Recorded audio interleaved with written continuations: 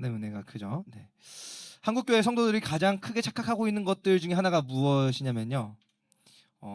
성경에 나타난 하나님의 사람들이 나라고 생각하는 거예요.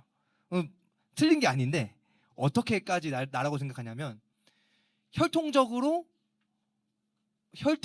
내가 그들과 같은 사람이야 라고까지 생각하는 겁니다.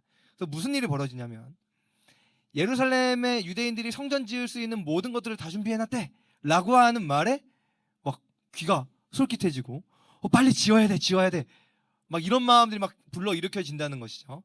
근데 무엇입니까?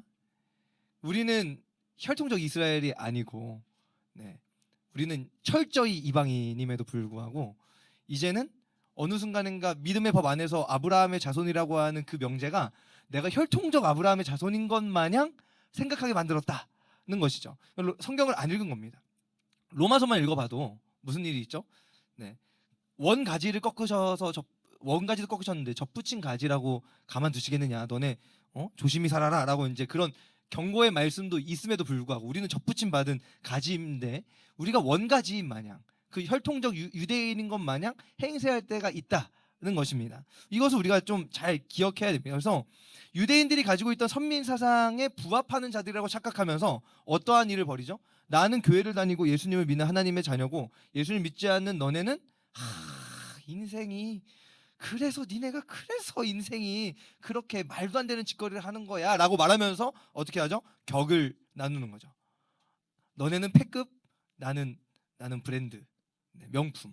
나는 명품 인생, 너는 패급 인생. 이렇게 나눈다는 겁니다. 원래부터 나는 명품인 것인 양 착각한다는 것이죠.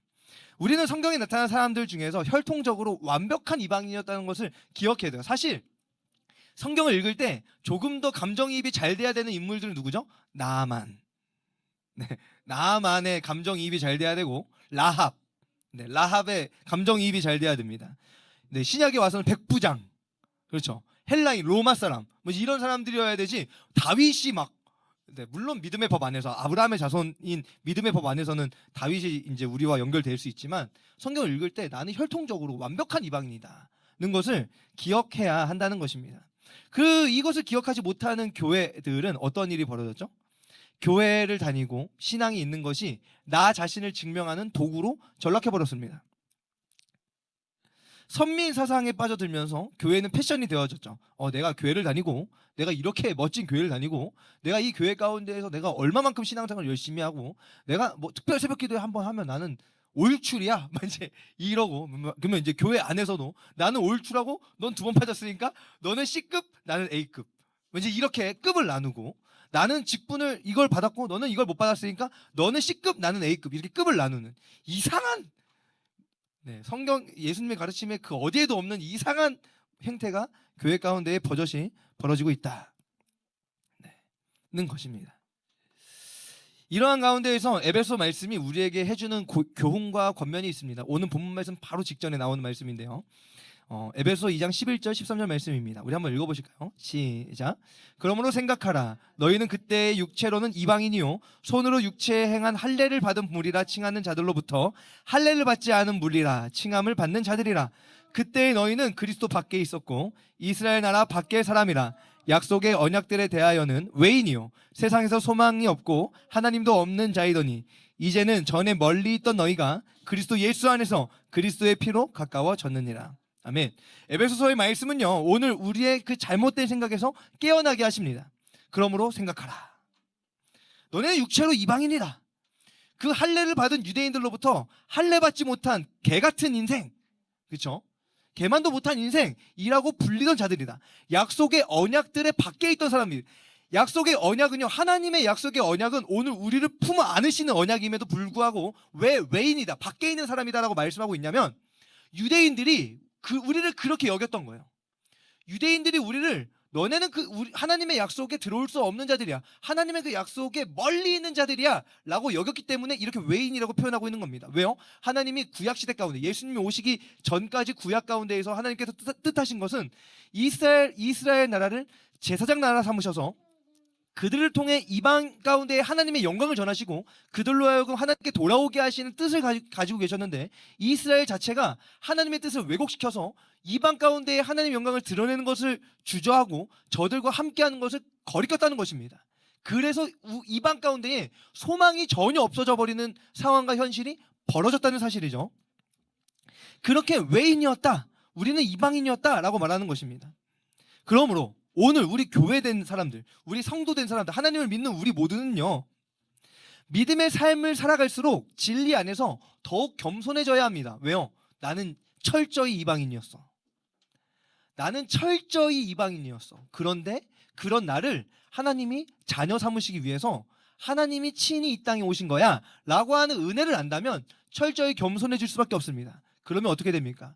교회 안에 급을 나눌 수 있는 것이 아니라 누가 오든지 그를 품어 안을 수 있는 교회의 모습으로 세워집니다. 아멘이시죠? 마약사범도요. 네, 그래야 되는 것이죠. 제가 어제부터 책을 읽기 시작했는데 복음과 집 열쇠라는 책이거든요. 이분이 레즈비언이었는데 목사님 사모님이 되셨어요.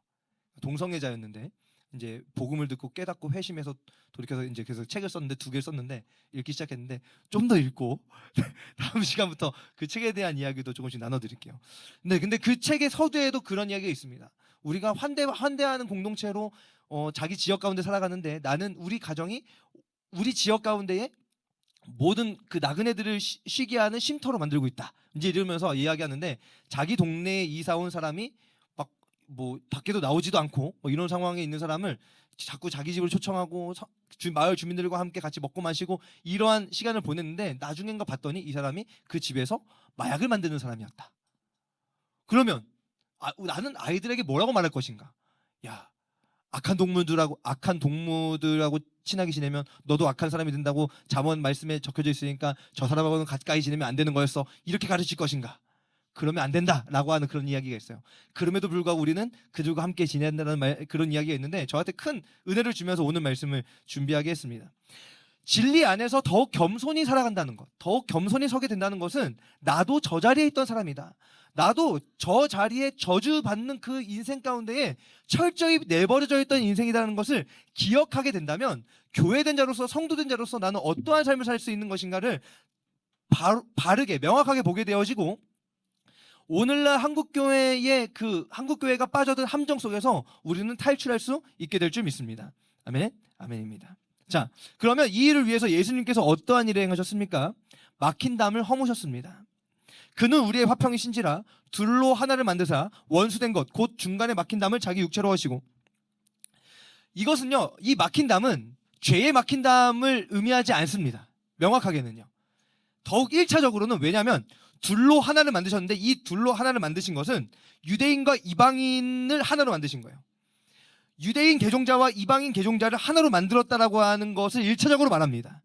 그리고 자기 육체로 하신 것 안에는 하나님과 화목하게 하는 죄의 담도 무너뜨리신 것이 포함되어져 있죠. 그럼에도 불구하고 이 둘을 하나로 만드셨다는 것이죠.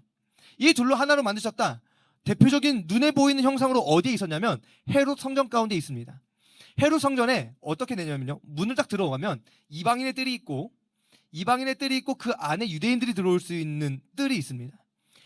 하나님을 믿겠다고 개종한 자들이 성전에 들어왔음에도 불구하고 유대인들은 철저히 그들과 선을 그었습니다. 그리고 로마 식민 지배 아래 있음에도 불구하고 그 문에 명백하게 적혀져 있어요. 이 문을 통과해서 들어오는 이방인은 죽임을 당할 수 있다. 이제 이렇게까지 문구를 적어놨어요. 들어오면 너네 죽어, 이렇게까지 말해놓은 거예요. 이게 무엇입니까? 철저히 나누어져 있는 그 눈에 확실하게 보이는 담이 있었다는 것이죠. 이것이 오늘 교회 가운데도 있는 것이 아닌가, 이것이 오늘 우리 교회 가운데 있는 것이 아닌가를 돌아보아야 합니다. 그런데 우리가 예수 그리스도를 믿는다고 했는데, 예수 그리스도께서 자기 육체로 무엇을 허무셨다고요? 이 담을, 이 이방인과 유대인을 나누던 이 막힌 담을 무너뜨리셨다, 원어 안에서는 파괴하셨다라고 하는 어근도 가지고 있습니다. 완벽하게 박살 내셨다는 것입니다. 이 담을 무너뜨리셨습니다. 자, 하나님의 뜻이 어디에 있었는가? 구약 가운데 이 뜻은요, 언제나 함께하고 있었고요. 대표적인 예로 제가 기브온 주민에 대한 하나님의 마음을 설교로 가져왔습니다. 기브온, 여러분 기브온 주민 아십니까? 기브온이 언제 나오냐면요, 여호수아서에 나옵니다. 여호수아가 가나안 정복 전쟁을 할 때 이야기예요. 가나안 정복 전쟁을 할 때 여리고를 무너뜨리고 아이성을 점령하고 난 이후에 그 가나안 온 지방에 소문이 다 퍼졌습니다. 야, 여리고가 무너졌대. 야, 아이성도 뚫렸대. 이제 우리 차례야 라고 하는 소문이 쫙 퍼졌는데, 거기에서 벌벌 떤 민족이 기브온 주민입니다. 이 사람들이 가까이에 살면서 멀리 사는 척 하면서 변장하고 와서 화친 조약을 맺죠. 그렇게 해서 나중에 발각이 됩니다.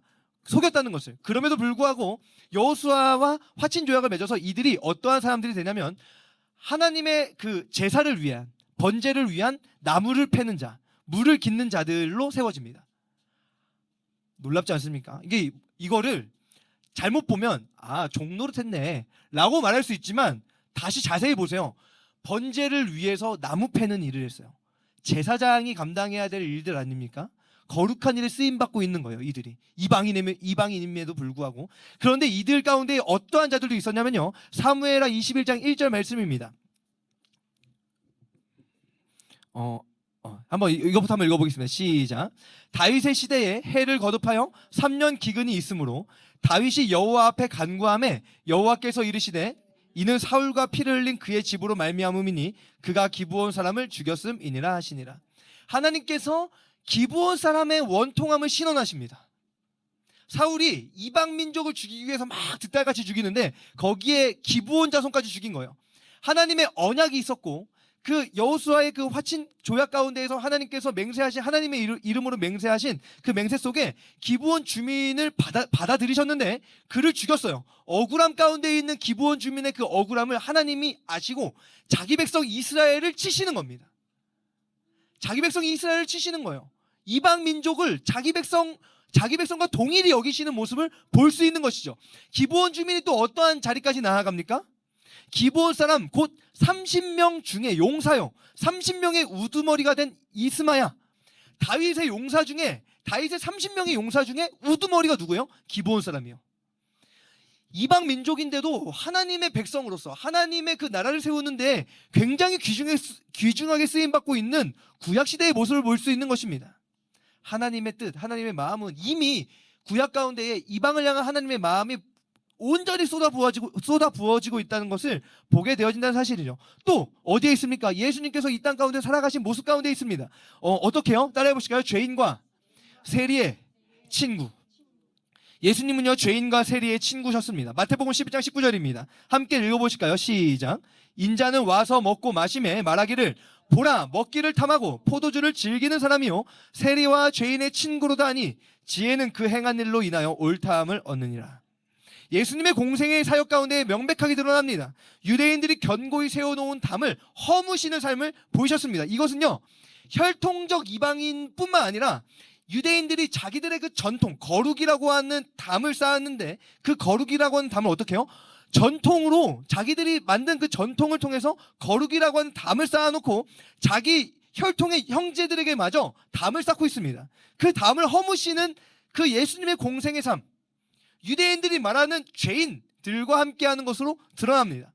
예수님께서 그들과 함께 사셨다고 하여 예수님이 죄를 지으셨습니까? 죄를 범하셨습니까? 죄를 범하지는 않으셨습니다. 그럼에도 불구하고 죄를 범하지 않으심과 함께 죄인들 곁으로 나아가셨다는 것입니다. 이것을 우리는요, 보질 않아요.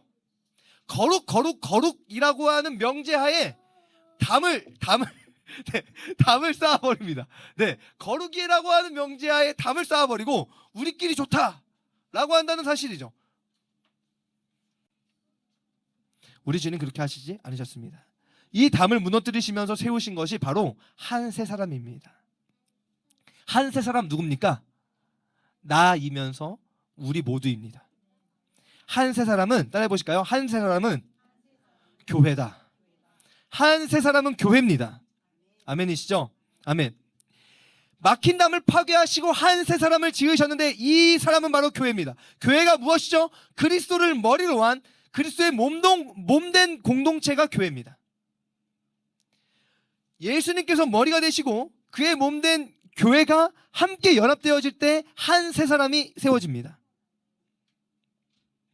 이것은 인간 그 한 세 사람의 그 진정한 회복된 모습을 보여줄 수 있는데, 창세기 2장 24절 말씀에 어떠한 말씀이 있죠?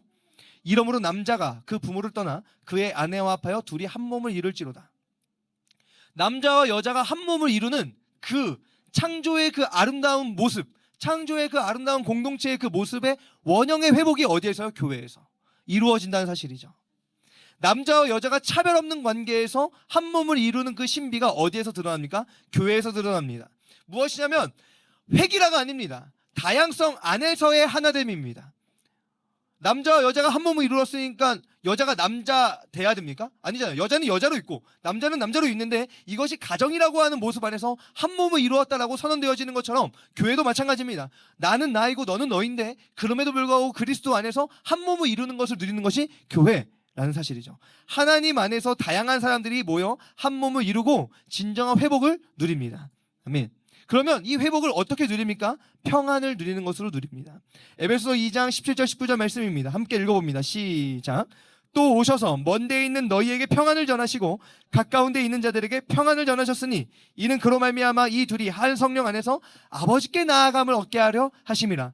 그러므로 이제부터 너희는 외인도 아니요 나그네도 아니요 오직 성도들과 동일한 시민이요 하나님의 권속이라. 아멘. 하나님께서 그렇게 우리를 무엇으로 부르십니까? 가족으로 부르셨습니다. 손님이 아닙니다. 가까운 데 있는 유대인들은 가족이고 먼 데 있는 우리 이방인들은 뭐 손님입니까? 그렇지 않아요. 뭐 가까운 데 있는 유대인들은 친아들이고 먼 데 있는 우리는 뭐 양아들입니까? 그런 거 아닙니다. 둘 다 양아들이죠. 네. 둘 다 죄인이고 양자입니다. 하나님을 아버지라 부르는 하나님의 자녀입니다. 우리는 동일한 그 자녀가 되었습니다. 누가 우리를 이 하나님의 자녀된 권세에서 끊을 수 있단 말입니까? 결코 그 누구도 끊을 수 없습니다. 막힌 담으로 차별의 자리에 설 수밖에 없던 우리가 이 놀라운 은혜를 받았다는 것입니다. 교회, 하나님의 자녀. 그런데 그 은혜를 받은 우리가 또 다른 누군가에게 막힌 담을 쌓고 있지는 않나요? 가족으로 받아들여진 우리, 가족으로 받아들여질 수 없는 우리가 가족으로 받아들여졌는데 또 다른 자들에게 너는 우리와 가족이 될 수 없어 라고 벽을 치고 있지는 않습니까? 오늘 우리는 함께 지어져 가야 합니다. 어디에서요?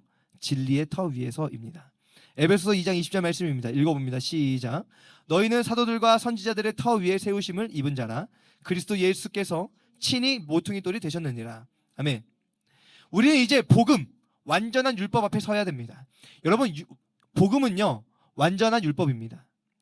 에베소서 2장 15절 말씀에 법조문으로 된 계명의 율법을 폐하셨다라고 하는 그 말씀 때문에 예수님이 율법을 완전히 없애버리셨구나 라고 생각하시면 안 됩니다. 로마서 7장을 읽어보시면 계명은 선한 것이고 계명을 통해 생명을 얻는다고 말씀하고 있습니다. 율법은요 복음이에요. 율법은 복음인데 그 복음된 율법을 그 복음되지 못하게 하는 자들이 누굽니까? 죄인들이에요. 그 죄인들 때문에 율법이 생명 주는 그 기능을 행하지 못합니다. 그래서 그 율법을 완전케 하신 분이 예수 그리스도이시고 그 완전케 된 그 율법이 우리에게 무엇으로 들려집니까? 복음으로 들려지는 겁니다. 죄인들은 율법을 오해했습니다. 어떻게요? 생명을 얻는 것이 아니라 자기를 증명하는 기준으로 삼았던 것. 그런데 우리가 교회로 서서 누군가를 판단하려 들면서 나 자신을 증명하려고 하는 모습은 복음을 오해하고 있는 것입니다. 예수님께서 이제 생명 얻는 율법을 우리에게 드러내셨는데 이것은 변덕으로 생겨난 것이 아니에요.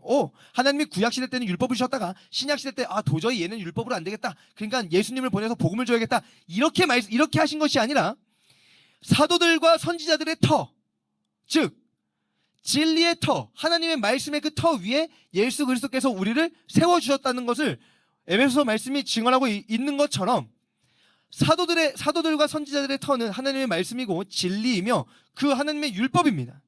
그 율법인데 그 율법을 온전케 하신 것이 복음이고 그 복음 위에 우리를 세우셨습니다. 이 생명 얻는 복음은 그리스도께서 친히 모퉁이 돌이 되심으로 우리가 서로 가진 막힌 담을 허무시고 한 몸을 이루게 하셨는데 유대인을 그리스도의 몸으로 부르시고 이방인을 그리스도의 몸으로 부르셔서 한 몸을 이루게 하신 것입니다. 그러니까 내가 내 사랑으로 품어하는 것이 아니라 내가 그리스도께 접붙임 받는 것을 통해서 그가 그리스도께 접붙임 받는 것을 통해서 우리가 한 몸을 이루게 되는 것이고 그러면 우리는 무엇을 바라봐야 됩니까? 나에게 베푸신 복음을 바라보게 될 때 저 사람이 나와 한 가족이란 것을 확인하게 됩니다. 복음 앞에 내가 복음 앞에서 나의 죄인됨을 알고 나를 품어 안으신 그 사랑을 알게 될 때 그리스도께서 저 사람도 그의 죄를 품어 안으시고 용서하신 사람이라는 것을 알게 되면서 우리가 한 몸을 이루게 된다는 사실이죠. 이것을 말씀으로 선포했음에도 불구하고 우리는 되묻습니다. 그게 말처럼 쉽나요? 라고 또 묻게 됩니다. 그 묻게 되는 것 가운데에 에베소 말씀이 우리에게 조금의 위로와 다시 한번 격려를 주는 것은 에베소 2장 21절 22절 말씀에서 주고 있습니다. 함께 읽어봅니다. 시작. 그의 안에서 건물마다 서로 연결하여 주 안에서 성전이 되어가고 너희도 성령 안에서 하나님의 거하실 처소가 되기 위하여 그리스도 예수 안에서 함께 지어져 가느니라. 아멘. 맞습니다. 말이 쉽지 잘 됩니까? 잘 되지 않습니다. 그럼에도 불구하고 어떻게 말씀하고 있습니까? 성령 안에서 그리스도 예수 안에서 함께 지어져 간다라고 말씀하고 있습니다. 그렇게 지어져 가고 있는 중입니다. 이거 무엇이냐면 우리는 이미 지어졌습니다. 이미 지어졌는데 이 땅 가운데 살아갈 때 이미 지어진 것들이 조금씩 드러나고 발견되어지기 시작한다는 것입니다. 어떤 때는 내가 조금 더 많이 드러나요. 그런데 어떤 때는 이 사람이 조금 더 많이 드러나요. 연약해서 넘어질 때도 있고 낙심될 때도 있어요. 서로 함께 손을 붙잡은 것 가운데에서 세워주는 것을 통해서 지어져 갑니다. 여기 있는 목사도 이 사람을 세워줬다가 어떤 때는 이 목사가 마음이 막 낙심될 때는 내가 어저께 세워줬던 그 사람이 일어서 있을 때 넘어져 있는 이 목사를 세워줍니다. 또 그렇게 함께 걸어가다가 이 사람 목사도 세워줬던 그 성도가 또 인생의 그 어려움 가운데 넘어졌다면 또 서 있는 목사가 세워주고 이러한 관계를 만들어가는 것이 교회다. 함께 지어져 간다는 것은 이와 같은 것을 말하고 있고 이것이 교회 가운데 드러나야 한다는 것을 나타내주고 있습니다. 여러분 그렇기 때문에 오늘 우리는 이 말씀 앞에서 이제 결단하게 되고 바라보게 됩니다. 아, 교회로서 내가 가지고 있던 그 교만함, 겸손해져야 되는구나. 또 환대하는 공동체 안에서 이들을 품어 안아야 되는구나. 그런데 내 힘으로 할 수 없구나. 성령 안에서 지어가는 것이지. 그래, 성령님 오늘도 나는 이 마음이 있는데 이 마음이 내 삶에 나타날 수 있도록 성령님 나를 도와주세요. 라고 기도합니다. 기도할 뿐만 아니라 우리는 하나님을 찬송하는데 어떻게 찬송하죠? 와, 하나님 나를 이렇게 하셨어 라고 입술로 고백할 뿐만 아니라 진정한 찬송 어떻게 해요? 환대의 공동체로. 네. 아, 진짜 어떻게 저런 사람이 왔지? 라고 싶을 때 이 사람을 끌어안아줄 수 있는 그 환대의 공동체로 복음 안에서 이를 품어 안을 수 있는 이 사람이 복음 안에서 변화될 수 있다라고 하는 그 놀라운 복음의 능력을 바라보면서 이 사람을 환대하는 그 공동체로서 우리는 하나님을 찬송할 수 있습니다. 입술로만 여기서 마이크로만 설교하는 것으로 찬송하는 것이 아니라 우리가 교회됨을 점점 더 세워져 가는 것으로 하나님을 찬송하는 우리 모두가 되어지기를 간절히 축복합니다.